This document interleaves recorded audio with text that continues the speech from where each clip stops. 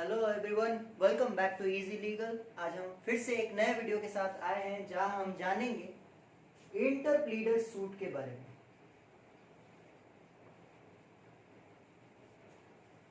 इंटरप्लीडर suit के बारे में आज हम जानेंगे, जो बात किया है सीपीसी सिविल प्रोसीजर कोड के section 88 and order 35। Civil procedure code के सेक्शन 88 और ऑर्डर 35 में दिया गया है कि इंटरप्लीडर सूट होता क्या है। आइए जानते हैं इंटरप्लीडर सूट क्या होता है। सपोज फॉर एग्जांपल, मैं अभी रोड पर चलते जा रहा हूँ, मेरे को रोड में एक अननोन बैग मिला। उस बैग में मैंने जब देखा, उस बैग में थे 10 लाख रुपए। क्या थे? 10 लाख रुपए। अब इस चीज को मैंने क्या किया, मैंने एडवर्टाइज कर दिया कि मेरे को रास्ते में इतना रुपए मिला था। इस पर्टिकुलर अमाउंट का एक्चुअल ओनर कौन है वो मुझे कांटेक्ट करे। राइट? मेरे पास 2 जन आए अपना क्लेम लेकर कि they are the original owners of this amount, this particular 10 lakh rupees amount belongs to them. दोनों अपना अलग अलग क्लेम लेकर आए। पहला व्यक्ति बोलता है, पहला पर्सन बोलता है कि ये अमाउंट उसका है, दूसरा पर्सन भी बोलता है कि ये अमाउंट उसका है। दोनों अलग अलग टाइम में सेवरली अपना अपना क्लेम्स लेकर आए। अब क्या हुआ, मुझे तो पता नहीं कि इन दोनों में से ये अमाउंट का एक्चुअल ओनर कौन है, तो मैं तो ऐसे ही किसी को भी ये पकड़वा नहीं सकता। मैं क्या करता हूं, मैं कोर्ट का हेल्प लेता हूं। मैं यहां पर कोर्ट का हेल्प लेता हूं। कोर्ट का हेल्प कैसे लूंगा? मैं यहां पर कोर्ट जाकर एक सूट इंस्टीट्यूट करूंगा। कैसा सूट इंस्टीट्यूट करूंगा? जो सूट इंस्टीट्यूट करता है उसको क्या बोला जाता है? प्लेंटिफ। तो मैं इस केस में जो प्लेंटिफ हूं, मैं कोर्ट में जाकर सूट इंस्टीट्यूट कर रहा हूं, अपना प्लेंट देकर, अपना प्लेंट सबमिट कर।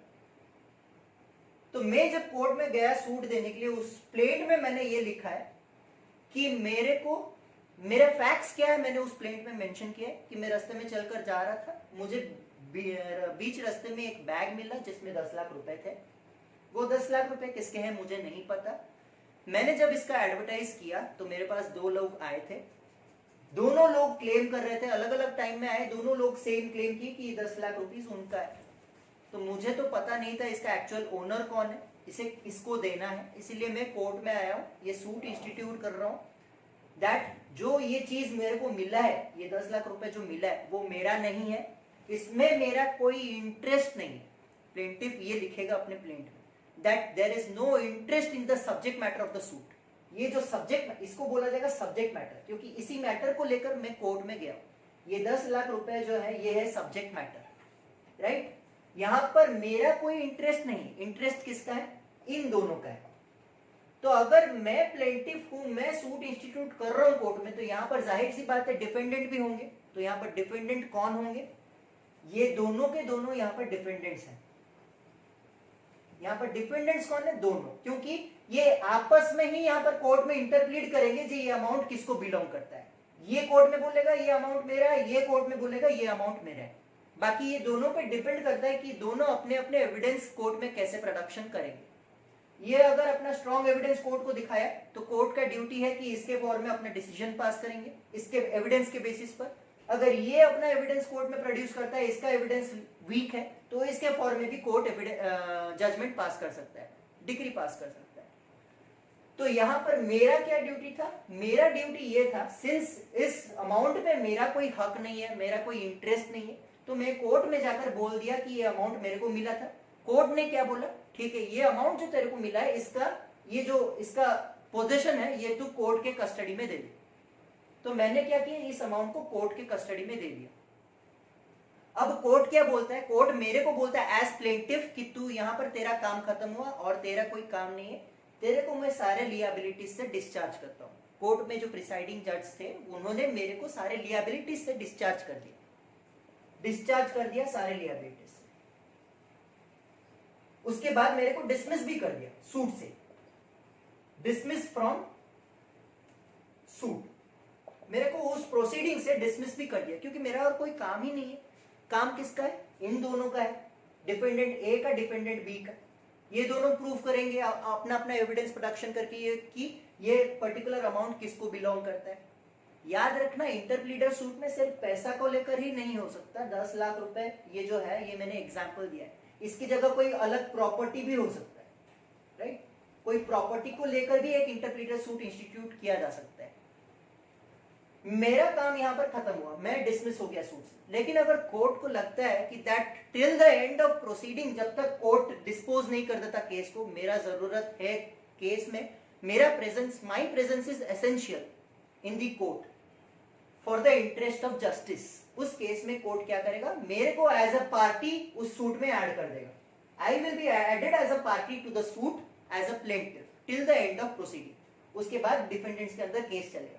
लेकिन मेरा अगर वहां पर कोई काम है नहीं, मेरे को डिस्चार्ज कर देंगे लिएबिलिटीज से, उसके बाद मेरे को वहां से डिसमिस कर देंगे। उसके बाद ड्यूटी किसका आएगा? डिफेंडेंट्स का आएगा। डिफेंडेंट्स अपने आपस में कोर्ट में इंटरप्लीड करेंगे, अपना प्लीडिंग्स अपने आप खुद का करेंगे, एडवोकेट हायर करके, या फिर खुद ब खुद करेंगे। उनका खुद का एविडेंस अपना प्रोडक्शन करेंगे कोर्ट में। जिसका एविडेंस स्ट्रॉन्ग आया, एविडेंस के बेसिस पर कोर्ट अपना जजमेंट सुना देगा। जिसके फॉर्म में भी जजमेंट आता है उसको वो प्रॉपर्टी चला जाएगा। 10 लाख रुपए हो या फिर कोई प्रॉपर्टी हो, जिसको भी लेकर, जिस भी सब्जेक्ट मैटर को लेकर केस हो, उसी अकॉर्डिंग वो सब्जेक्ट मैटर उस पर्टिकुलर पर्सन के पास चला जाएगा जिसका वो प्रॉपर्टी होगा, कोर्ट के जजमेंट अकॉर्डिंगली। यही सूट जो मैं जाकर कोर्ट में इंस्टीट्यूट किया, सो दैट इन दोनों में से पर्टिकुलर ओनर कौन है पता चले, उसी सूट को बोला जाता है इंटरप्लीडर सूट। अब समझ में आया होगा आप लोगों को। बेयर एक्ट में जो लैंग्वेज दिया गया है, सिमिलर लैंग्वेज ही दिया गया है। बेयर एक्ट में जो लैंग्वेज दिया गया है, मैं यहाँ पर उसको डिस्प्ले कर देता हूँ, आप लोग एक बार पढ़ लीजिएगा। इसका सेम मीनिंग यही बोलता है कि अगर कोई पर्सन है जिसको कोई प्रॉपर्टी या फिर कोई पैसा मिला हुआ है जो उसका नहीं है, जिसमें उसका कोई इंटरेस्ट नहीं है, लेकिन उसको इंटरेस्ट दिखाकर दो और लोग आते हैं, वो लोग बोलते हैं कि ये प्रॉपर्टी मेरा है, ये पैसा मेरा है। वहां पर आपको एज प्लेंटिव ये पता नहीं रहता कि ये प्रॉपर्टी एक्चुअली किसको बिलोंग करता है।